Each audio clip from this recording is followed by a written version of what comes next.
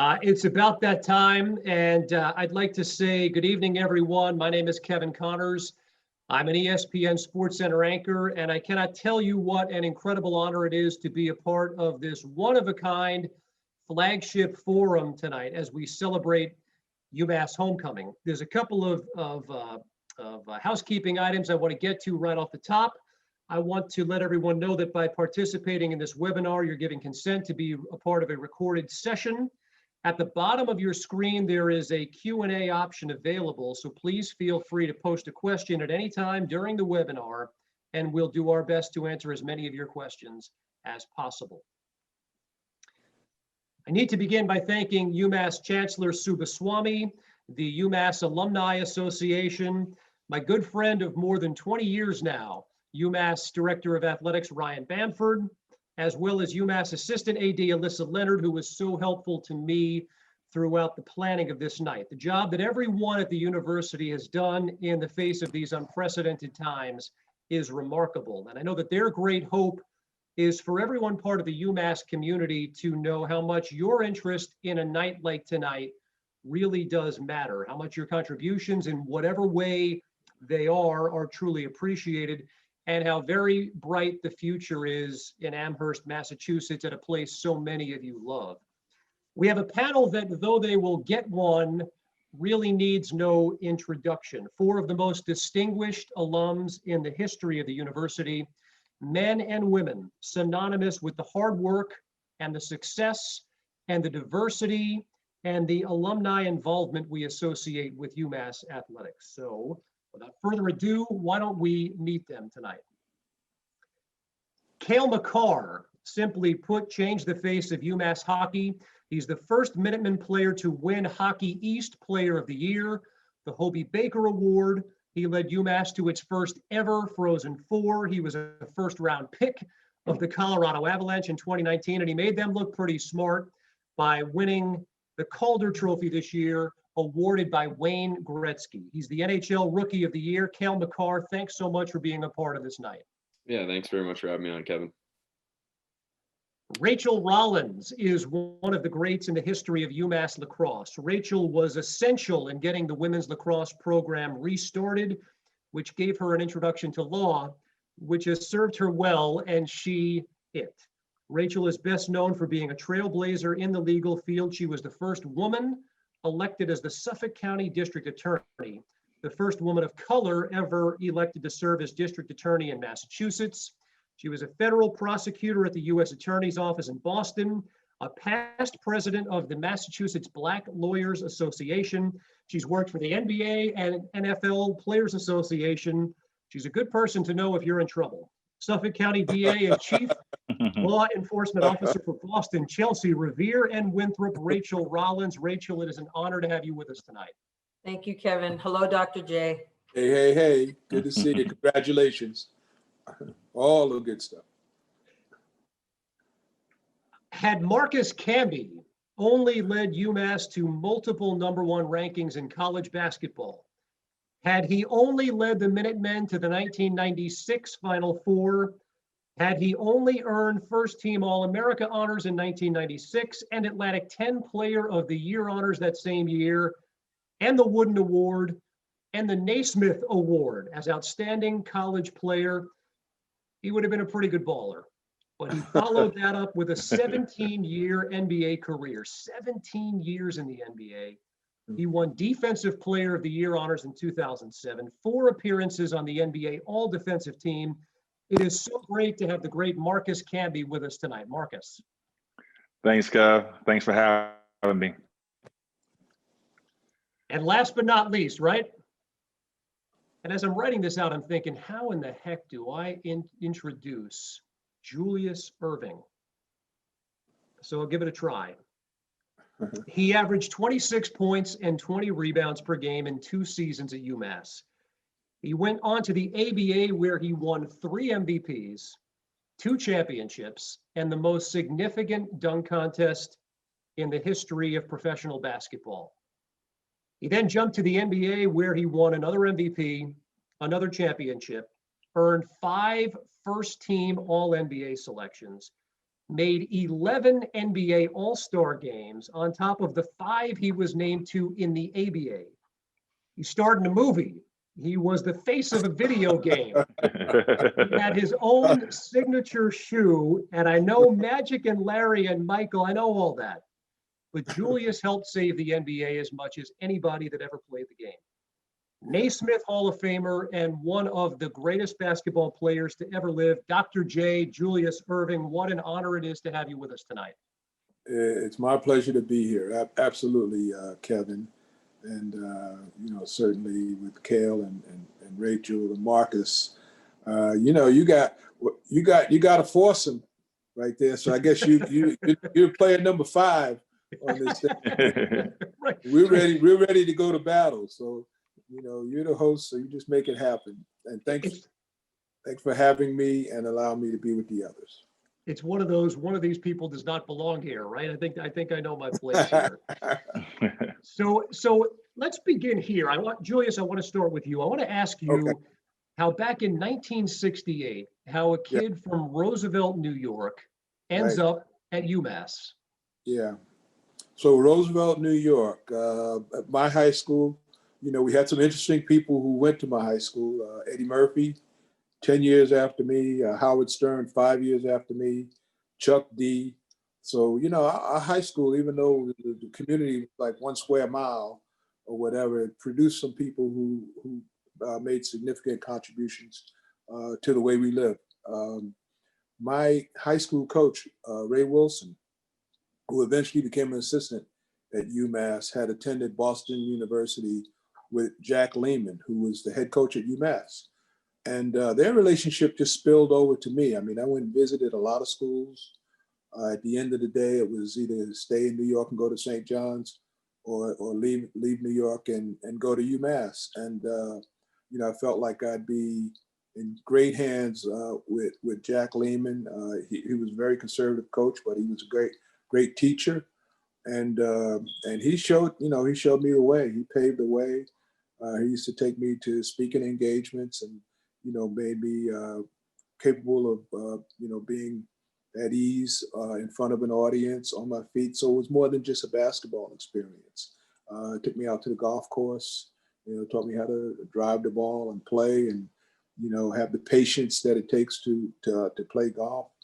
And, he was just a great mentor. And Peter Broker, who was our assistant coach, was also, a fighter and real feisty. So they instilled in me, a never say die attitude, dare to be great attitude. And so all that happened while I was at UMass in those 3 years, and I'll never forget it.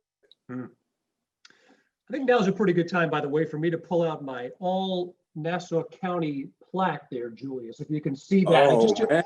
I just want to let everyone on the call know that there are two legends from Long Island. That was special. Winning all Nassau County, man. Let me tell you. What year was that? This 1993. I'm kidding. 93. 93. Yeah, a long time ago. Congrats. Thank you, Rachel. What was it about UMass that convinced you that you were at the right place? So I was fortunate enough, I'm born and raised in Boston, Cambridge area. I had gone to a private school, Buckingham, Brown and Nichols, and was on an elite lacrosse team. We won a national championship. But I was still a little bit of a homebody. So being in the state, but 2 hours away from my family felt like a good fit, and I received a scholarship to go. I think when I knew it was the right place was some of the wonderful friends that I made when I got there, the care that the athletic department gave to me, coming as an 18-year-old, having the structure of a Division I sports program. So you had built-in friends, but you also, had to go to all of the early morning practices. So I think it was my coach and teammates, but also some of the great new friends that I made there. I was an engineering major at the time. That did not last quite long, but it was a really nice first freshman year. So Marcus, your situation, I mean, you got everyone in basketball recruiting you, and yet you were sold on a program that at the time was not exactly a blue blood. So why UMass? Well, I'm a pretty loyal guy, and ever since my freshman year in high school, UMass was one of the first schools to send me letters. You know, being recruited was a tough process. All these schools coming at you at once. UMass was, I'm a New England guy. I was born in Connecticut, so UMass was kind of close to home.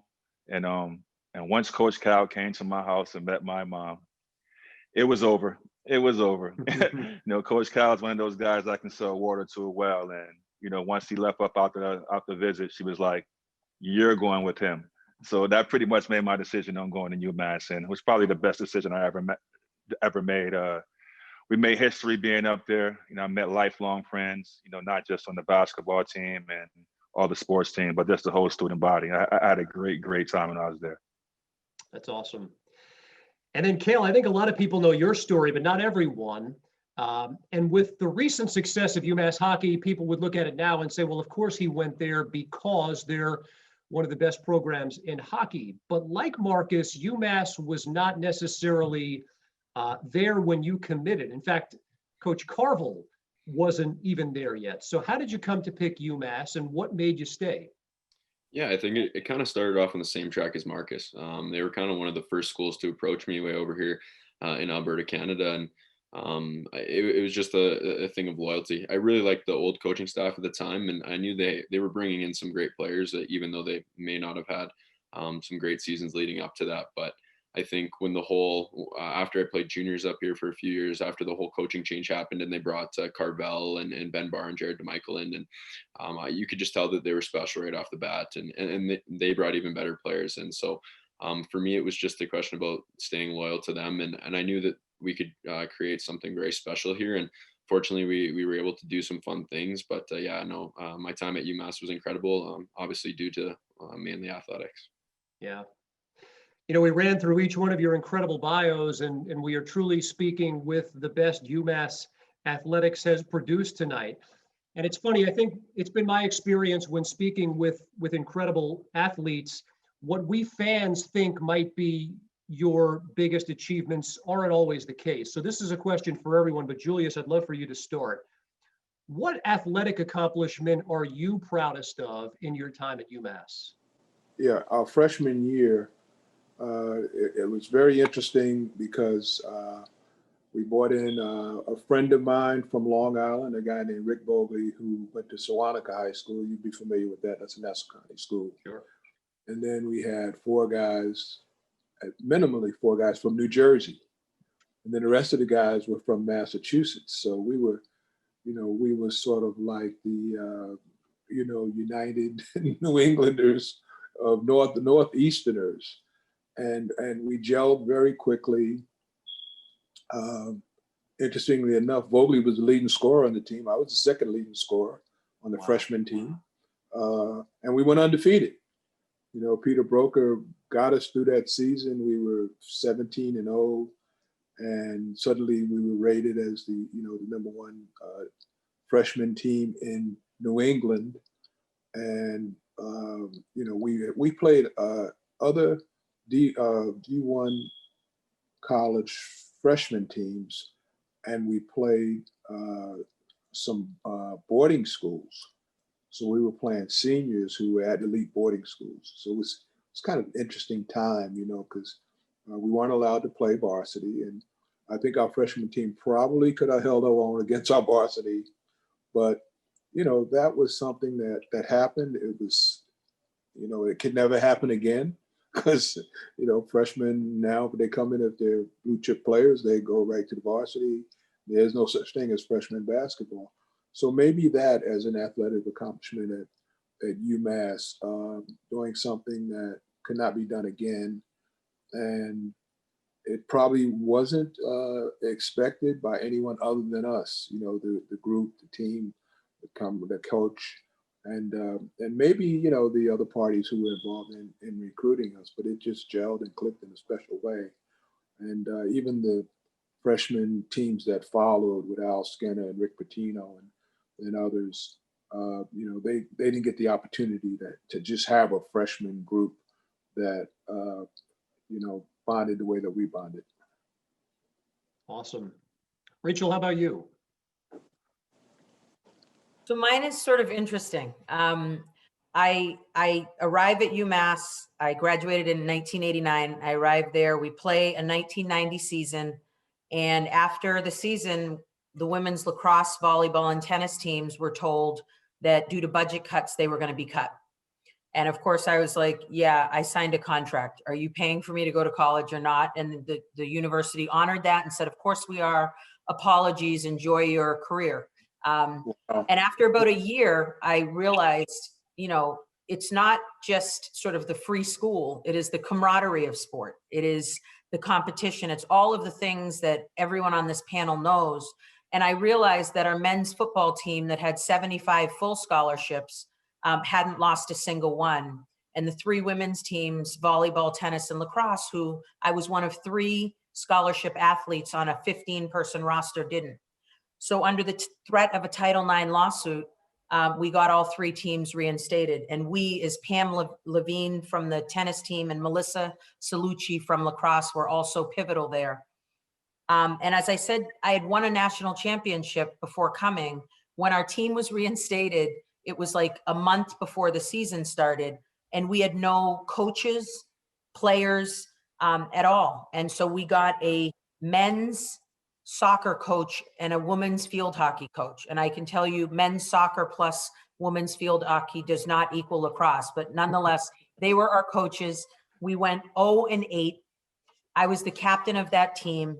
And I think character is built. Everyone can be great when you're a teammate of Dr. J or Kale or Marcus and things are wonderful and you're winning. Who are you when you're 0-8? Do you show up? Do you work hard? And that was just a character building. It was very tough, but it was a character building exercise for me that I go back to very often now in my life. But for the work of us, we would not have the most amazing women's lacrosse team right now with Coach Angela McMahon, and a wonderful, wonderful team that is like killing it in the Atlantic 10, All-Americans, everything like that.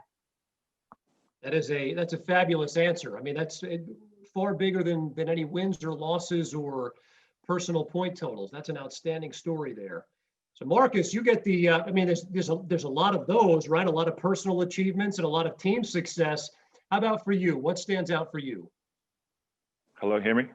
We got you, yes.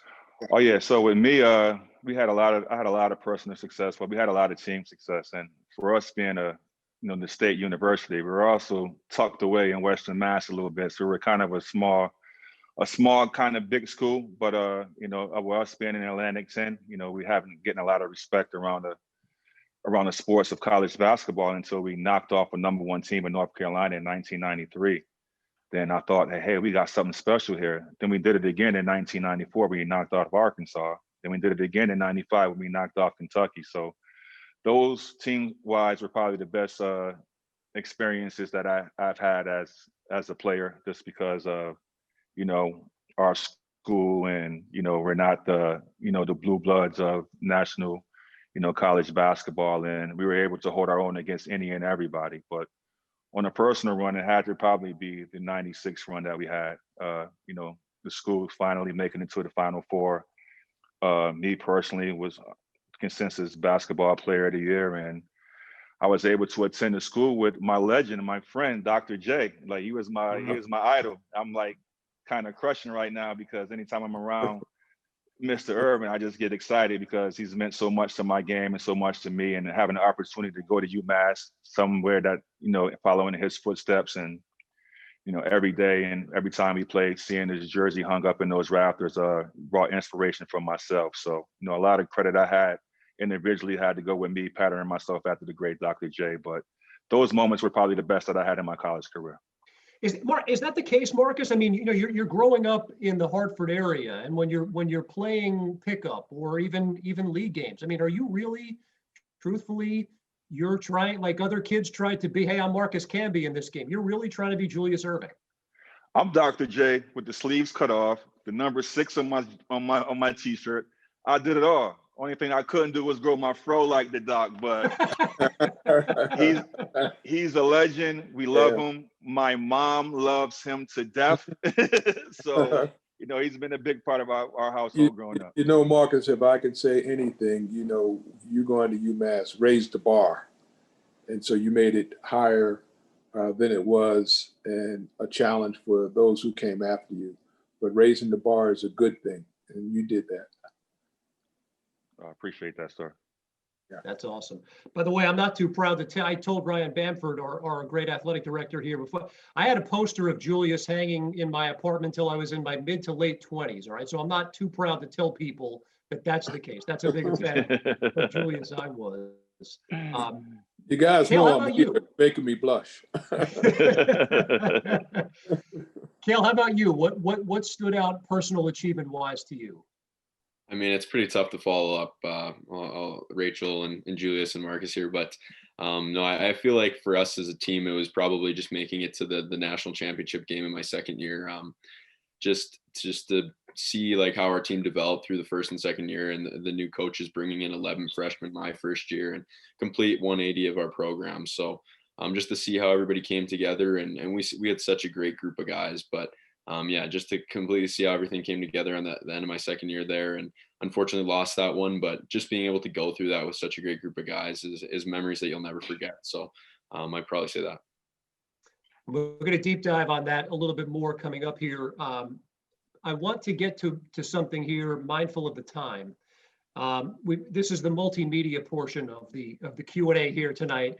And Alyssa, if you get a chance, I'd love for you, because Marcus went there. Marcus talked about the fro. So I want people to take a look at the picture on the screen right there. And Julius, my question to you is, what would you tell this kid where you are right now? What would you tell this kid, given the perspective that you have? The kid in the picture? The kid in the kid picture. You know, that's kind of a mini fro right there. It's not. It got bigger. It got bigger as time went on, and fortunately, the shorts got longer. Not now, Doc. They're getting coming back shorter. Are they coming back shorter? They're making them shorter, these kids nowadays. Yeah, they got super baggy for a while, but some guys are still drooping. and obviously there's nobody has a belt. You know, we had a belt that made us special. Red laces and the shoes. Man, you know, it was so interesting today. It was an interview really in my office, and it was to contribute to Vince Carter's retirement and a documentary being done on Vince Carter. Because like Marcus, you know, I was one of his heroes. So the girl who came in, who was assistant producing, had on Converse, and she had on a pair of black high top Converse. And you know, the first thing she says, "I love my shoes, but I could never have played basketball in them. How did you play in those canvas Converse?" And I said, I didn't have a choice. You know, those were the only, when I went in the closet, that's all that was in there was those canvas Converse. So I did not have a choice. Awesome. And you know what? We're tight on time with Julius. We need to let him go after this, but I need to ask you one more question, Julius. Okay. And I'm preparing for the night, and I'm thinking, you know, what do you ask Julius? You know, the breathtaking moments in your career. And I'm running through the free throw line dunk in the '76 dunk contest, the dunk on Walton in '77 in the NBA Finals, the iconic baseline scoop in front of Kareem, the cradle dunk on Michael Cooper. This is a two-part question. Which is your favorite? And when you watch those highlights today, what do you think about?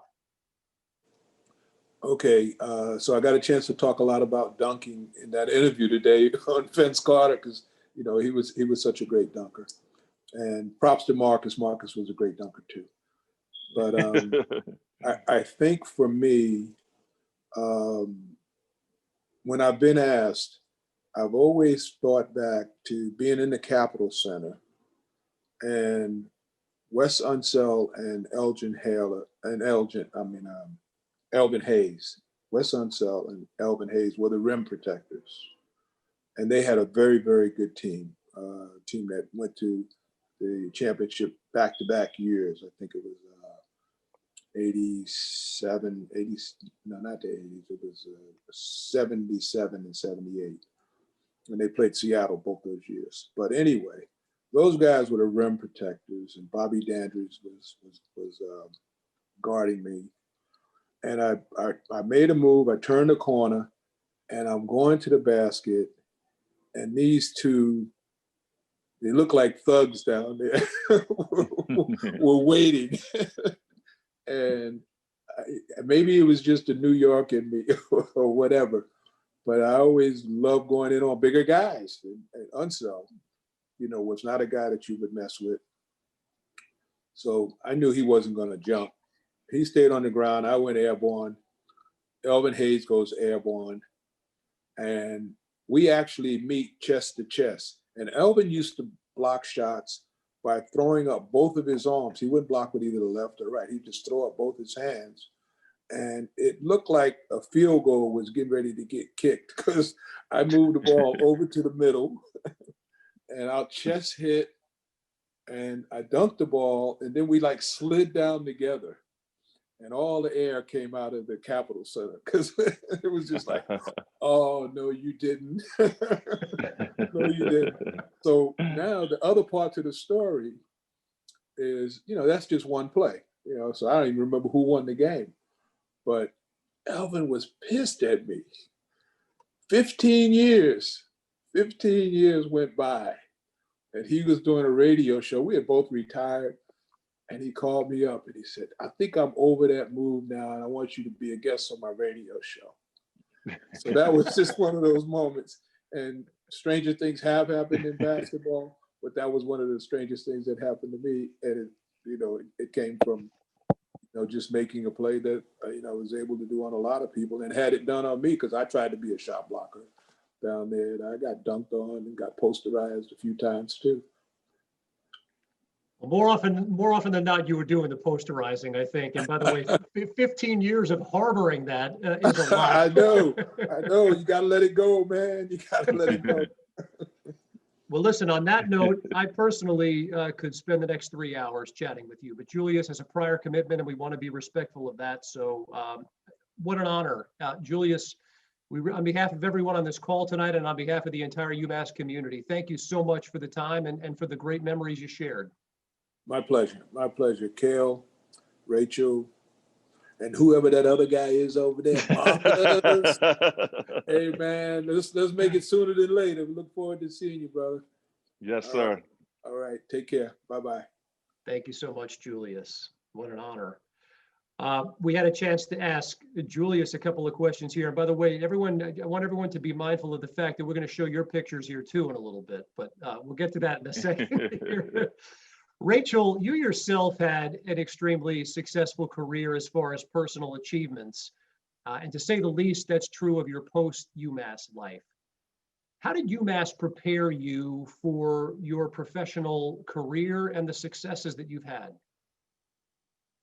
So what I love about UMass is it was a very, very different than the sort of elite private school I went to, which was very sort of homogenous, really exclusive. And, I was the sort of outsider from a working class family that got a scholarship to go to Buckingham, Brown and Nichols. When I went to UMass, there were 25,000 people that had multiple different backgrounds, right? Like whether you were at one of the other schools that we had, it really opened up the world to me to see, meet different people and leave not our state completely, but be exposed to teammates that were from around the country, different nationalities. So there was that kind of opening experience. I do think that learning my freshman year that our team was getting cut and the power of the law, the power of lawyers was what kind of gave me my inspiration to think about law school.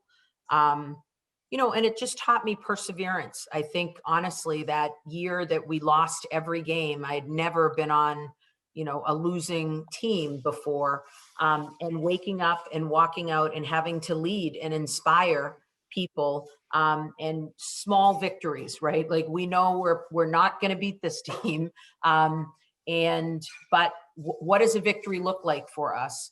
And as somebody now who's the district attorney and has 350 employees, and arguably, guys, we are not going to have a civil war, but we are at a point right now where tensions are high. Everything we're seeing in this country has to do with the criminal legal system.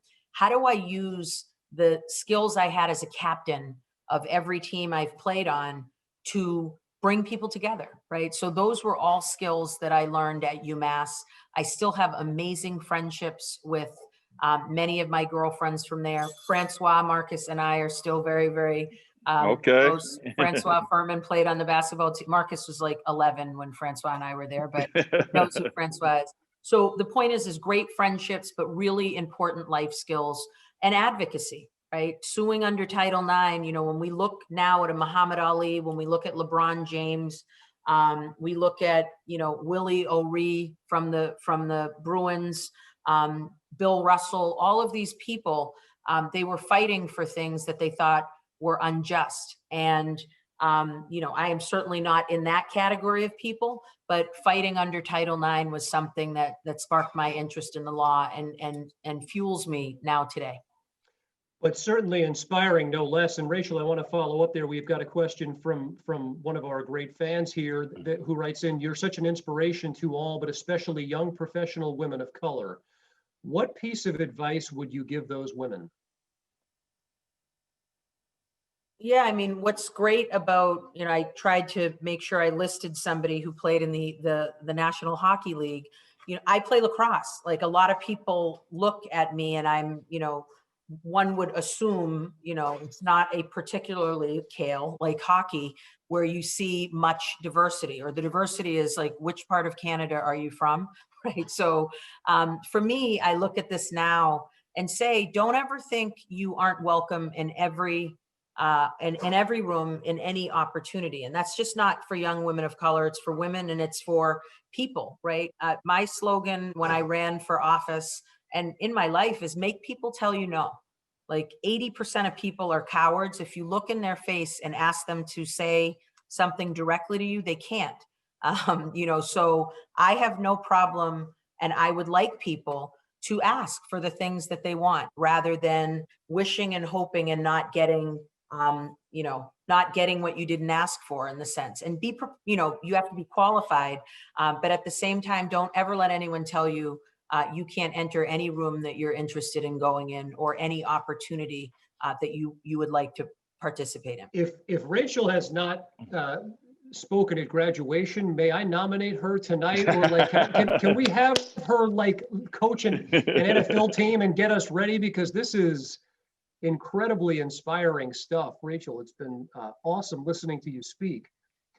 Marcus, so you arrive in UMass in 1993, at Amherst in 1993, and you have amazing success right away. In your sophomore year, you guys make the great run, but 96, your junior year, it's the Final Four.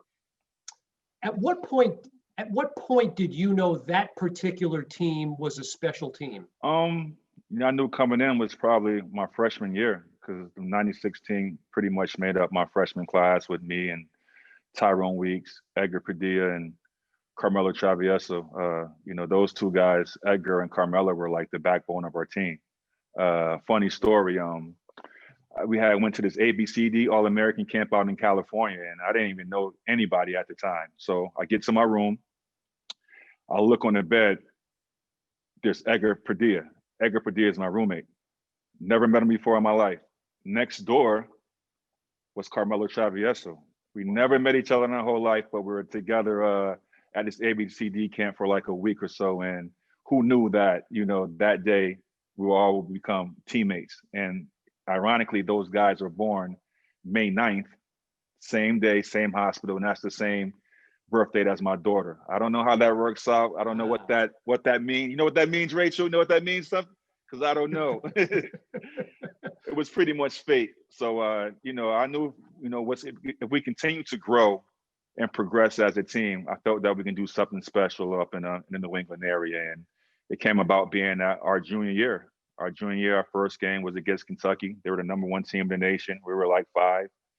And we went out and we knocked them off. And from that point on, I think we ran off on like 24, 25 wins in a row. And, that really cultivated our season. And, we had great success in the post tournament. And we just came up a little bit short in the Final Four against Kentucky. So, but those times were great. We knew that eventually that we would get our chance to shine. Once Lou Rowe left and once Derek Kellogg left, those guys were the pillar of the UMass program before I even got there. A lot of people like to associate the success of our program due to myself and Coach Cal, but Lou Rowe and Derek Kellogg, they were the heart and soul of the university for a long time. So a lot of credit should go to them guys. So just to clear it up, so Carmelo and Edgar, had they committed to UMass at the point when you guys are all staying in that, sharing a room and next door at the Adidas ABCD camp? No, I think we were like juniors.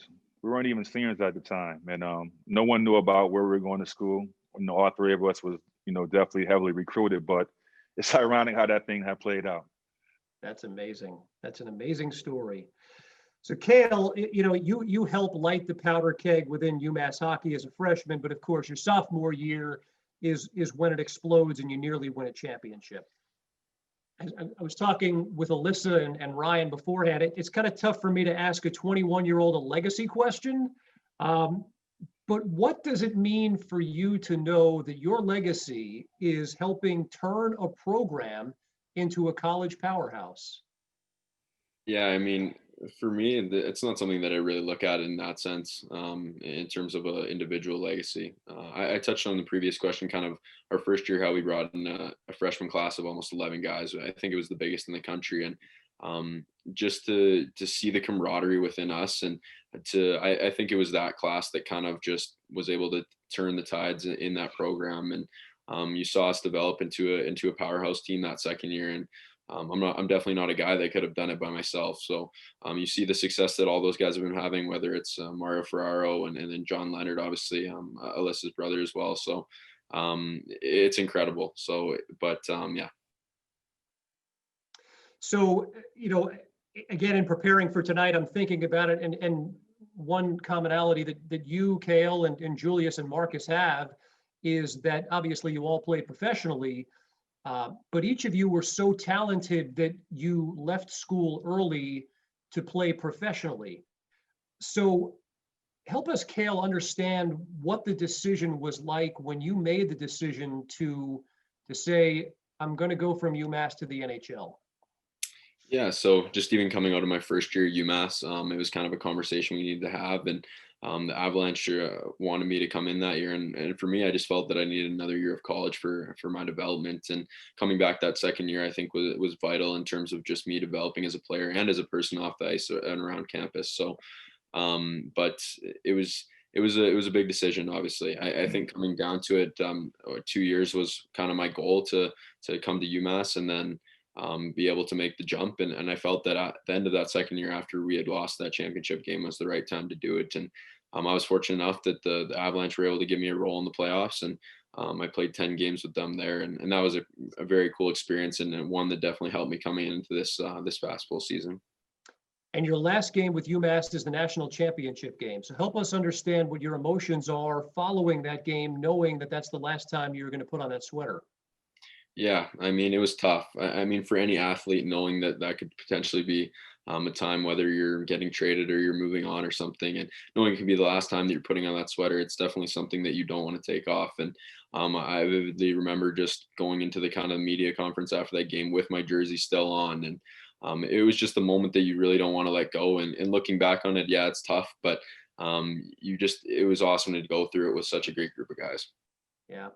Yeah, Marcus, I mean, I can only imagine that, Coach Cal was, if he could have kept you in Amherst forever, or at least for as long as he was there, he would have loved to have helped. I mean, you're a junior, you're obviously you're the best player in the country. You win the Naismith and Wooden Award.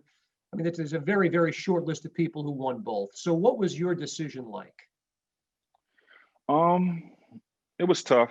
I had the opportunity, like Kel, after my freshman year to make that leap professionally, but I knew that I wasn't physically ready and mature to take that step.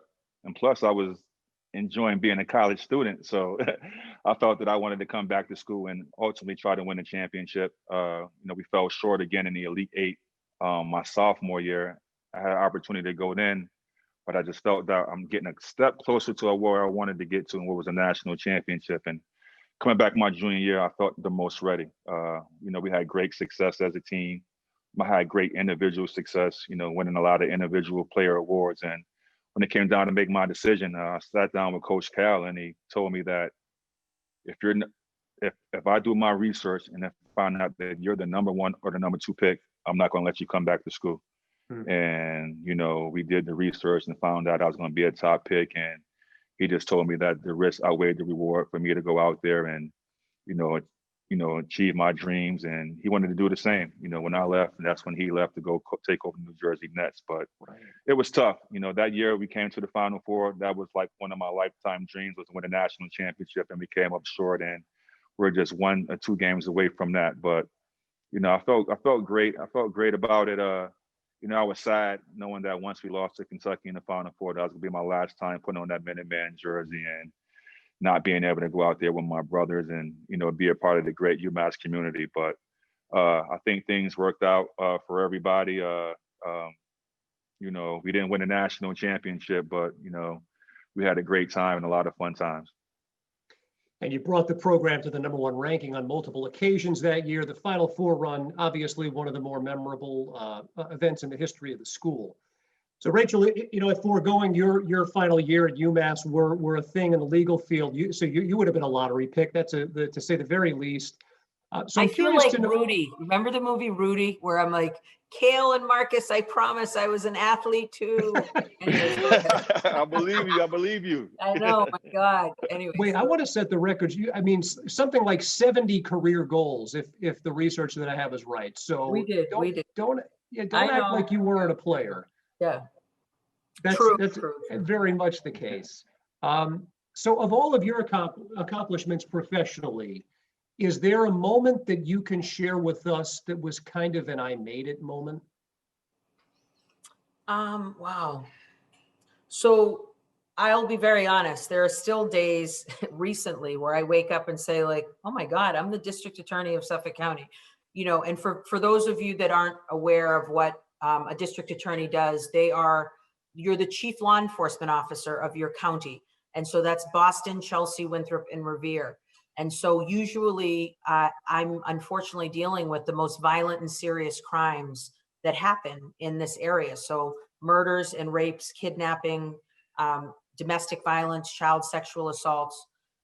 So having had to run for office and persuade people right into voting for you, it was a grueling process. But I feel like honestly, the work you put in to being an athlete, and one of my proudest moments is my daughter is actually an exceptional, far better than me, athlete at 16 years old. She has broken national records in hurdling, indoor 55-meter hurdle, outdoor 100-meter hurdles as well. So I think, there are still times, and I want everyone on this call to know, I don't ever want to have to be the person that remembers something from 40 years ago. I want there to be joy in your life even now. There are days that I wake up and say, like, I can't believe I won my election and I'm doing this. Not that I'm not qualified, but just there's still that excitement that I feel when I show up and I have the autonomy to make decisions about keeping our community safe, but also, Kevin, looking back to make sure we got it right. So exonerations, right? Looking and seeing whether constitutional rights were violated. Do we have innocent people in jail? So it's a heavy, heavy burden. But, I'm still excited and wake up and go to work every day with a smile. I think that's so well said. And I'd be willing to bet that Marcus, throughout his career and even now, when he looks back on it, and Cale, of course, who's just starting his career, there are moments where I work, I walk on campus and I'm like, wait a minute, this is where I've been. So I fully understand that. I think all of us do. Cale, so you win Rookie of the Year this year, so it can't be a surprise, but it's awarded to you on a call like this by Wayne Gretzky. What was that experience like? Yeah, I mean, I tell people that was probably more special than just even getting the award to start off with. Obviously, it's a weird year, so there's no. Usually, the NHL does a big event in Vegas with the like a big ceremony and stuff. But it was kind of nice just to be able to just kind of be on your own time. And obviously, it was Gretzky, somebody that's so idolized in the hockey world. So for me to be able to just be on a Zoom call with him and talk to him for a few minutes was pretty special. But yeah, it's definitely outweighs the trophy in my mind. That's for sure. Now, I mean, I'm trying to do the math here quickly in my head. You're 21. So when you're growing up, is Gretzky even the guy, or had he retired by this point? Oh man, I'm not exactly sure what you're retired. Obviously, growing up and stuff, I knew who he was and things, but I don't think I've really watched any of his games. That's for sure. Cale, you're killing me here. All right, listen, let's go back to the multimedia portion of the program, because I want to ask this question. I'm not sure that I asked it properly to Julius, but I want to pull up this picture here of Marcus. And Marcus, the question that I was trying to ask Julius was, if knowing what you know now, what would you say to the young man in that picture about dealer's choice here? Life, basketball, all of the above? Well, looking at that picture now, I would tell myself to lift some weights. I was rather skinny. I was rather light back there, but I would definitely tell myself to lift weights, to get stronger, to prepare myself for what was to be the NBA. So NBA is tough. That was, my lifelong dream was to be an NBA professional basketball player, to get up, walk across that stage and shake the commissioner's hand and prepare myself for the NBA life. And if I would have lifted a little bit more weights, I could have played a little bit more years in the NBA. So that's probably the most thing I would say to myself right now. What's the biggest lesson that kid learned in 17 years in the NBA? I think I learned the most about how to prepare myself for life. The NBA does a great job of providing programs for all these players about health, wealth, financial things, just all about life things. And I took all that things into consideration and into the heart, and I think that molded me into the person I am today. And I'm very thankful for my time in the NBA. I'm very thankful for where I began my career at the University of Massachusetts. And those are two places I would love to relive life and go through again. And it's important. I want to say this to everyone, because we talked about the fact that you and Julius and Cale left school early to pursue a career professionally, which was a no-brainer from a financial standpoint. But you went back and you got your degree. How meaningful is that to you? That was probably my greatest achievement I ever had at the University of Massachusetts. I have 3 girls right now, and I have an 18-year-old who's about to embark into college next year somewhere. I hope it's UMass, but we'll see what decision that she makes. But being a part of education, which my mom was, she always stressed education to me and my sisters. She always made it a point that we always did our homework. She always made her point to me that I always remain eligible and that I did my schoolwork. So now that I became a parent, when I'm talking these things to my kids, I'm able to back it up now. I couldn't back it up before because I didn't finish school. I didn't get my degree, but having gone back in 2017, having my whole family there, having my daughters get to see me walk across that stage, that was probably the most fulfilling moment that I had, and summed up my whole career at UMass. That's a powerful statement there, and congratulations to you for that. Rachel, we would not want to leave you out of the conversation here with pictures from back in the day. So what advice would you like to give that young lady? I have a mouth guard in, so let's make sure we understand that I wasn't screaming at somebody, but I would probably say, that young lady had, I would make sure I told myself to be as kind as I could and enjoy every moment. I think what we do when we're younger. I remember saying like, oh, I can't wait until I'm 30. And it's like, well, just be 18, right? Like just enjoy. Or when I finally get out of here, I'm trying so hard at this point in my life to really be present in the moment that I have, right? In the job I have, Kevin, 2 nights ago, my phone rang and the commissioner of the Boston Police Department said, we have a full notification, meaning that somebody we believe is either dead or is on their way, unfortunately might not make it. And every one of those people woke up and thought they had more time. Even the individuals that are engaged in high risk behavior, no one wakes up and says, today is the day I'm going to die. And I'm not bringing this down. I promise we're going to remain positive in this, but I promise you, I choose now every moment to wake up and try to be as present and as I can in the day.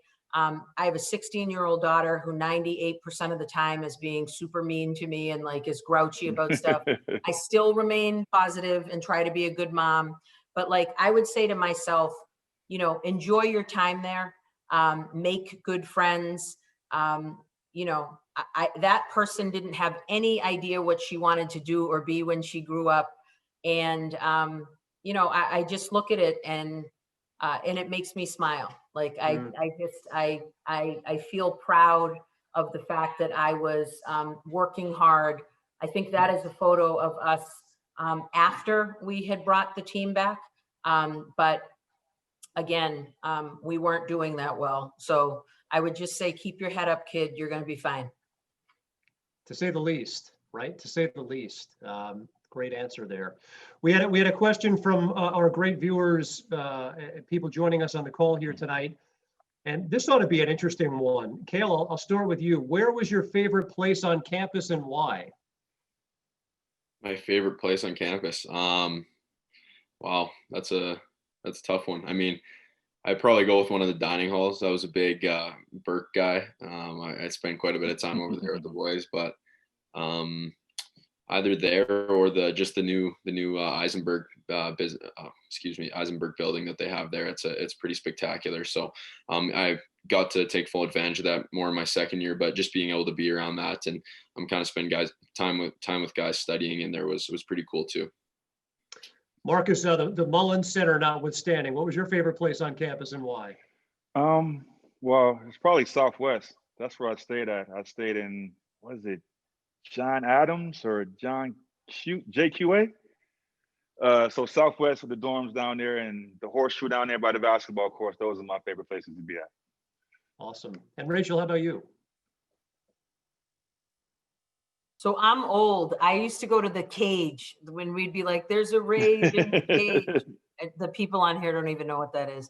And then, where else did I love? The Malcolm X Center. We would always go to parties there. So yeah, this is the PG version of this story. So those are the two places that I enjoyed. Yeah, there's a fee for the after party here that we'll be getting into a lot of dirt here coming up. Cale, I'm curious because you're so close to it here, but you also have the great life perspective of being a professional athlete. So I'll start with you here.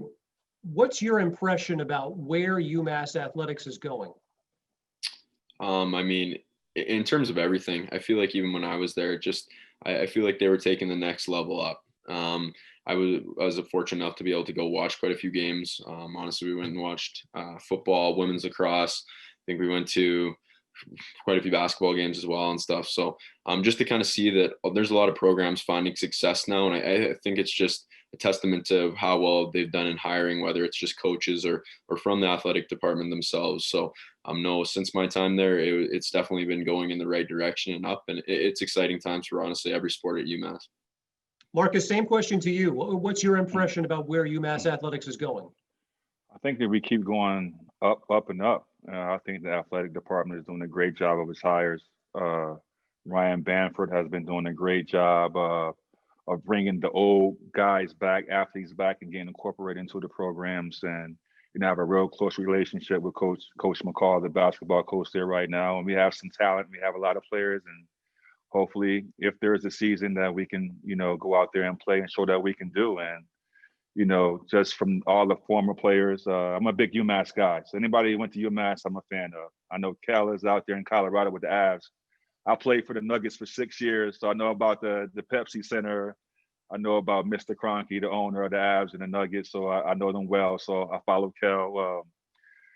Growing up, I watched all sports at UMass. I used to go to the Umass football games all the time back there in 93, 94, #5. And my favorite player was Rennie Ngolia. He was Nice. a real tough running back. And, I still communicate with him till this day. So anything affiliated with UMass, I'm a part of.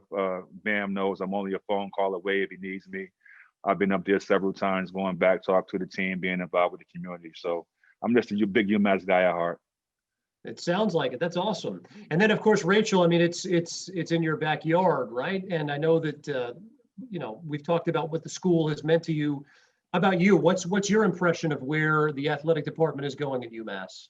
It's going up, and women's lacrosse is a big part of it. So, Kale, I love that you went to some of the games. When I see that Coach Angela has, 9 straight Atlantic 10 tournament championships, 11 straight regular season championships, 12 national All-Americans.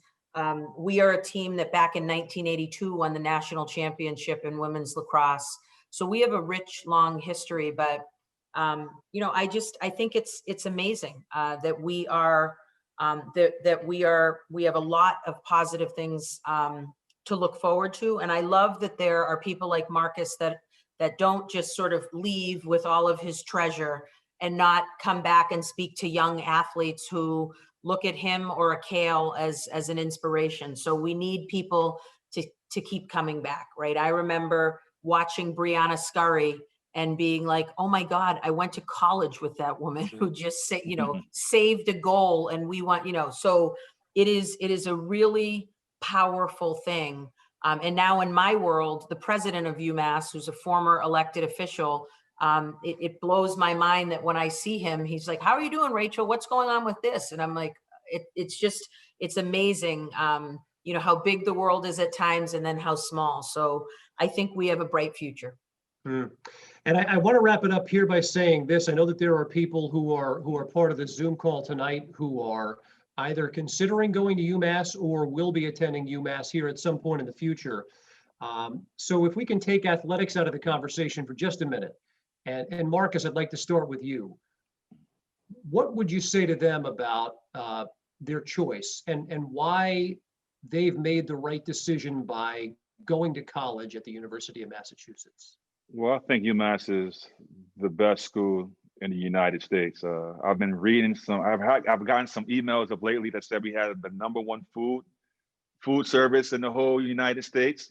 So that's a plus for us. But besides that, just the overall culture of our university, the diverse population that we have, the great business programs that we have, outside of athletic programs that we had, and the great history that we have. So many great famous people have come through those doors, have came through that university, have walked through those dorms and stuff. And I think it's the best place to be. You couldn't ask for a better university to be a part of and a better alumni association to be a part of. Kale, how about you? Yeah, obviously I'm very newly removed, so no, for sure I just touch on what he said, and in terms of just the culture of the campus, it's just such an awesome time being there. And I think a big selling point for me was when I went there and just saw like how tight knit it was. And you see colleges where it's all kind of scattered out throughout the cities or whatnot, but UMass is just kind of right there, so everything's within walking distance. So it's such a tight culture there, and everybody kind of knows each other, which is pretty cool. And Rachel? Yeah, I love the fact that you are, to Kale's point, it's like a little city that you are living in, but you also, in a moment, can have, Amherst, right? Mount Holyoke. We have all these other schools, AIC in Springfield, that you can be affiliated with. I pledged a sorority in the 2 years that our lacrosse team was not in existence. It allowed me to have, it's like, do you make lemonades out of lemons? It allowed me to have a different experience that I likely would not have had. And I joined the sorority of Delta Sigma Theta Sorority Incorporated. And we had 11 colleges and universities in the area. So not only did I get to know all these people at UMass, but people at AIC, Mount Holyoke, Amherst College, other places. So I think our school is exceptional. You can get a phenomenal education there. And then you are dealing with people there that are going to either go back to where they are from or stay in our state and really make profound changes. There's a lot of nodding going on, because I think that everyone who's a part of this call tonight agrees with all that's been said. I want to let our fans know that obviously this is an unprecedented year, but we want to ask you to continue to engage with UMass Athletics throughout the year. You can follow UMass Athletics on social media for scheduling updates, of which we hope there are plenty, and lots of good news here in the future. From my own perspective, boy, you know, Cale, I've called highlights of yours on air. Marcus, certainly throughout my life I have.